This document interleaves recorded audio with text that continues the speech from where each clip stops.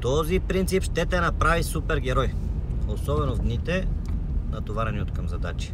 След 5-секундното правило и въпросите, които възникнаха към него, интерес от ваша страна, това е логичното продължение, а именно инструмент, който лично аз ползвам, особено в дните, в които съм доста затрупан от към задачи.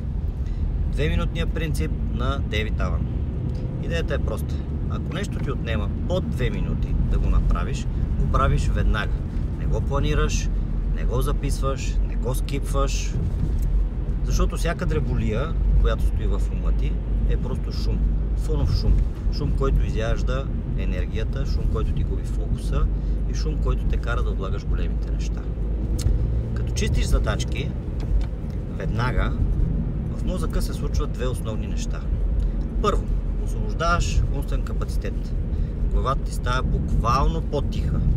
Второ, трупаш микропобеди, които са изключително важни за мозъка. Те ти дават инерция и те бутат напред да захапеш още по-тежките задачи.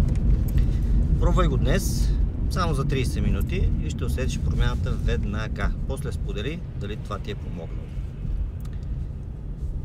Този принцип ще те направи супергерой, особено в натоварените от към задачки дни.